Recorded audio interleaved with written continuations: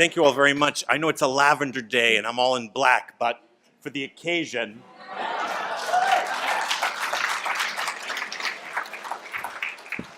so were I in Rossini's bel canto opera La Donna del Lago, or The Lady of the Lake, this would be the time for me to sing Tanti affetti in tal momento. So many emotions at a moment like this. Of course, I won't sing, but the emotions will come out somehow, appropriately I hope, clothed in the garland of gratitude. First, I would like to thank Shiva Subbaraman, director of the LGBTQ Resource Center, not only for all that she does for Georgetown and all of you, but also for her confidence in me and for her help in orchestrating my homecoming. Thanks to Paul and Chandler Tagliabue for all their generosity to this university, and particularly for their commitment to fostering formation and transformation in LGBTQ lives on and beyond this hilltop. Thanks to Father Greg Shendon for his too gracious introduction, and to all my Jesuit brothers who make their home at Swift Potomac's lovely daughter. I am deeply grateful for their support and hospitality. Thanks to the faculty, staff, administrators, alumni who are present for this ceremony, especially President DeGioia, for all the inspired and inspiring work that they do on behalf of the students, the academy, the community, the world, and this particular institution that means so much to all of us. My greatest thanks, though, are for you who are about to graduate. Certainly for welcoming me into your good company at this Lavender graduation, but also for being who you are, for standing out in the open, for all that you have done, are doing, and will do to expand the circle of dignity and justice, understanding and inclusion for everyone, of course, but particularly for LGBTQ communities. To all of you with Shakespeare in Twelfth Night, I can no other answer make but thanks and thanks and ever thanks. I first arrived at Georgetown nearly 40 years ago, and saying that out loud shocks my system. Particularly because for the last 35 years, there has been a place in my mind where I think of myself as having only just graduated. You laugh, this will happen to you. In many ways, Georgetown was the same then as it is now, a place where students came to breathe the internationally cosmopolitan air of the nation's capital, a place where faculty sounded trumpets that brought down the confining walls of the smallish worlds we were until then content to inhabit, a place where we wove webs of love and friendship and support that saw us through good times and bad, sickness and health. A place where Dahlgren Chapel reminded us that everything happening on this campus had, in the end, a cosmic significance. A place where the Mask and Bauble, my own home away from home in Polton Hall, ate up too much of my time, even as it taught me more than I could have ever asked for or imagined. But in so many other ways, Georgetown is very different. Tuition, room, and board are a little higher than the $8,000 I first paid. Nobody lives on 4th Healy anymore, and Healy Basement has given way to more capacious student gathering spaces. When I was here, there was no Department of Performing Arts or Bunn Intercultural Center. There was no public contrition or penance for the sins of Jesuit slaveholding, no Isaac Hawkins Hall or Anne-Marie Beecraft Hall. There was no LGBTQ Resource Center. There was no Lavender graduation. This is not to say, of course, that there were no LGBTQ folks in our community, just that there were no structures in place that could receive and support the emerging experiences of different sexualities and gender identities. Even our language was as yet incapable of communicating all that we were thinking and feeling, living and desiring. Though some intrepid people like my roommates, Clayton and Chris, cut their way through the stubborn brush that hid them from view, others of us were content to remain camouflaged for a variety of reasons. I think, though, that we all learned important things during those years at Georgetown. And in a few moments that I have to luxuriate in your presence, I want simply to share something of what I have learned, then and since, hoping that there may be some resonances between my story and yours, hoping that the strings that bind us one to the other as Georgetown alumni may vibrate together, even in their difference, to make some compelling music, meaningful, integral, joyful music that invites other people to dance. Georgetown changed me. The person who arrived here in 1978 was not the same person who left in 1982. Though I really didn't know what to expect when I sat on White Gravener lawn on a hot and humid Friday night to listen to Father Healy's speech, I could never have predicted the following. One, that I would do as much theater here as I did and subsequently make theater my academic profession, especially since I started this wild ride as a chemistry major. Two, that I would change my major from the sciences to the humanities because thanks to Father Royden Davis, the dean of the college, I came to understand that our deepest desires and not other people's expectations are what usually point us to more life. Three, that I would come to understand religious faith as less a collection of propositional statements and more a way of seeing, being, and living in a divinely charged universe where every person and every element are received as gifts to be tended and not properties to be exploited. Four, that I would enter the Jesuits after my graduation, even though I did not even know what a Jesuit was until I arrived on this campus. And five, that ministry to LGBTQ communities, facilitated by my religious experience and not dampened by it, would become such an important part of my life, especially since the beginnings of my own journey were tinged with fear and trepidation. One of the reasons that I'm so deeply moved at being here with you is that I finally have the opportunity to acknowledge before you something very important. My commitment to LGBTQ folks, in addition to many other things touching upon my religious life, was born out of a failure. Let me explain. You may know that around 1980, the gay people of Georgetown were pressing the university for official recognition, a move that was opposed by the university because of the apparent inconsistency between the nature of the group and the founding religious tradition of the school.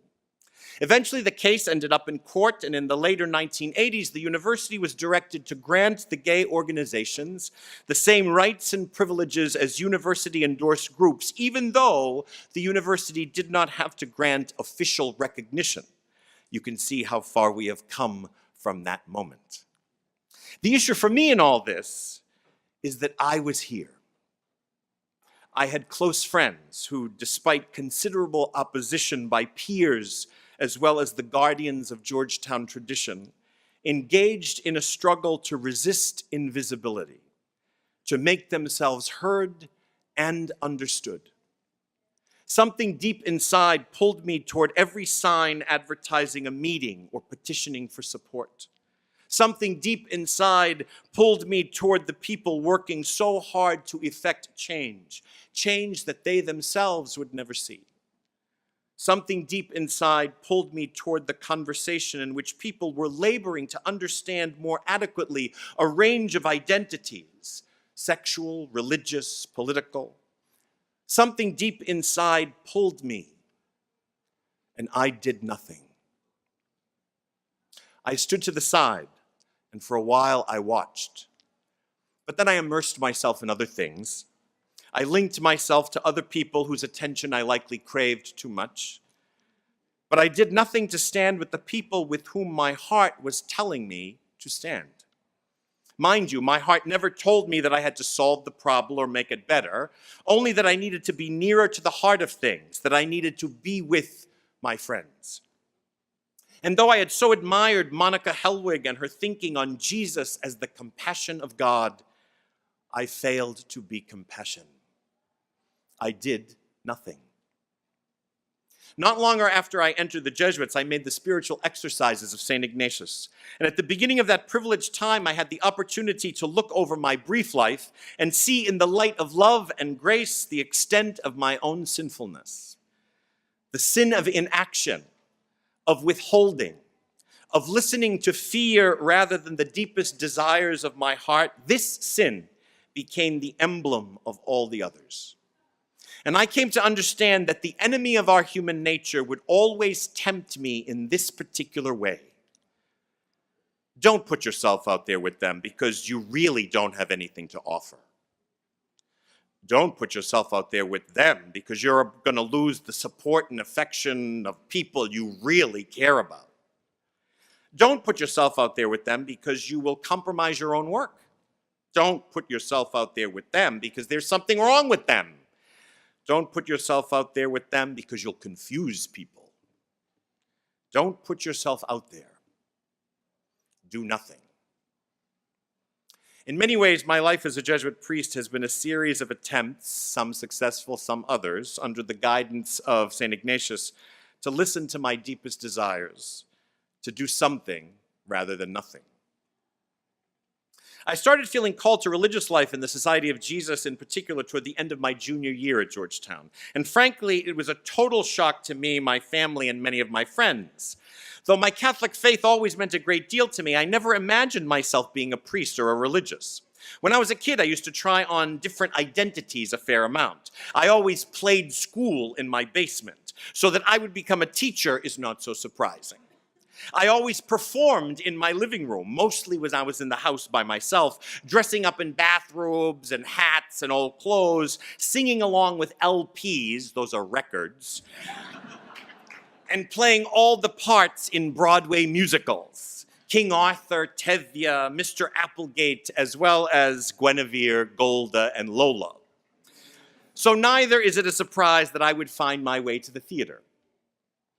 But the priest thing was unthinkable until I came here and met Jesuits whose faith sent them running headlong into creative engagement with the world as lawyers, doctors, opera singers, historians, theologians, political scientists, theater directors, community organizers. Little by little, the choice became imaginable. After I entered, though, I kept wondering if I were running away from something. The scene from The Sound of Music between Maria and the Mother Superior played over and over in the theater of my imagination. I wish it was something more profound than that, but it wasn't. You remember this scene. It's after Maria has left the Von Trapp family to return to the convent because she recognized she was falling in love with the captain. The Superior, played by Peggy Wood, says, "These walls were not built to shut out problems, Maria. You have to face them. You have to live the life you were born to live." It didn't feel like I was running away from anything, from sexuality or intimacy or unpredictability, but how could I be sure? Over time, I realized that I could be sure if I were becoming more generous with my heart, more adventurous with my interests, more alert in responding to the signs of the times, less fearful. Likely one of the most formative experiences of my life took place during my theology studies in Berkeley, California.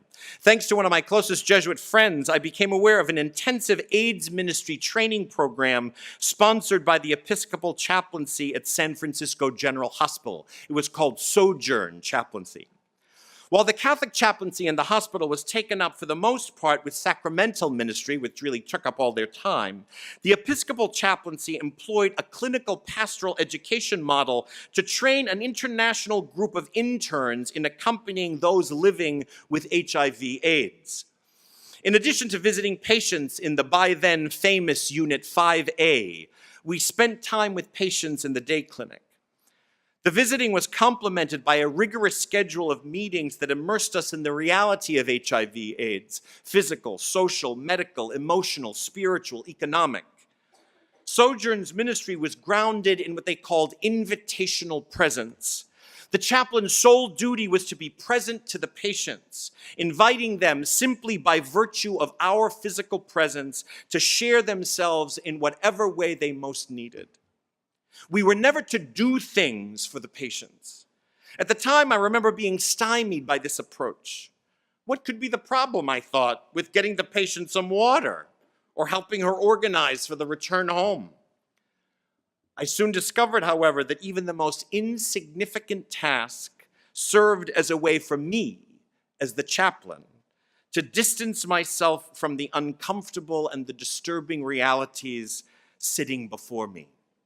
Getting a glass of water became a way for me to slip out from under the penetrating stare of a person who, because he was experiencing his third opportunistic infection, sensed that his death was closer than he ever thought it would be. Shuffling through the papers left by the social worker made me feel better because I did not have to engage the vexing question of why the church's presence to this person became understanding and benevolent only when his life seemed to be slipping away.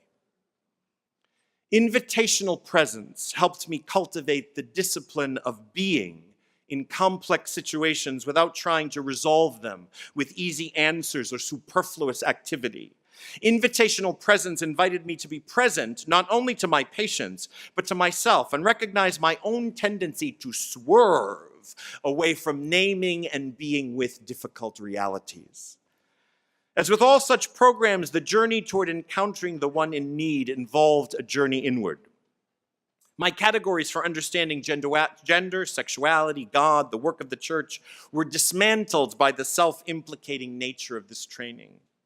As most of the patients were gay men of varying economic classes or poor women of color, I became hyper-aware of the ways sexuality, gender, race, and class, even independent of HIV/AIDS, separated people from institutional religions.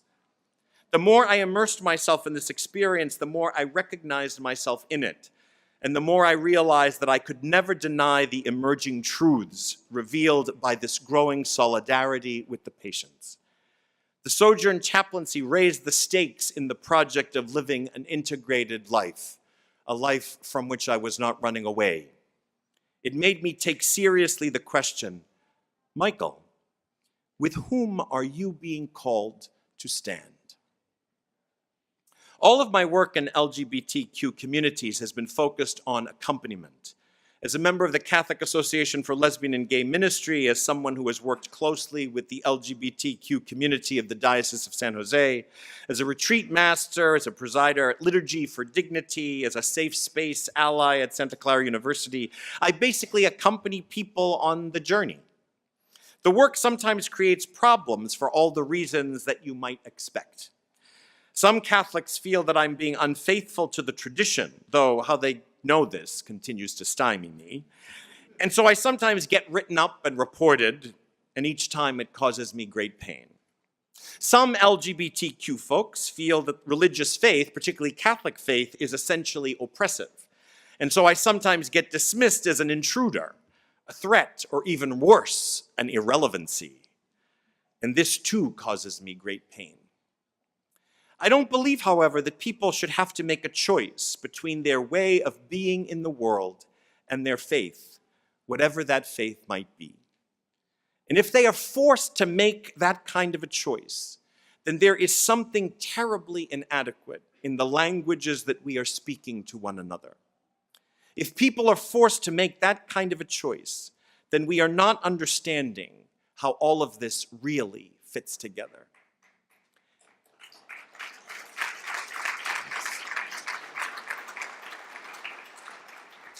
Like the early Jesuits who found themselves traveling to various regions of the world in the 16th and 17th centuries, encountering people of vastly different cultures, I sometimes feel that I am spending most of my time compiling dictionaries and constructing grammars of human experience. I feel that I'm simply trying to help people understand each other in the hope that such understanding will lead first to respect and then to love.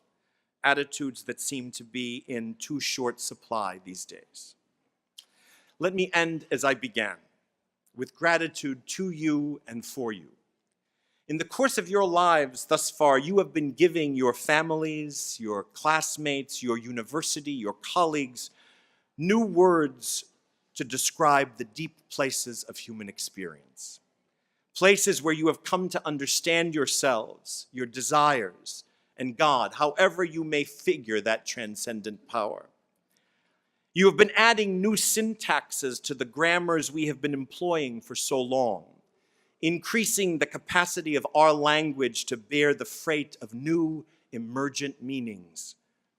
And because of you, people are not simply understanding more about LGBTQ communities. They are, the current political climate notwithstanding, becoming more understanding.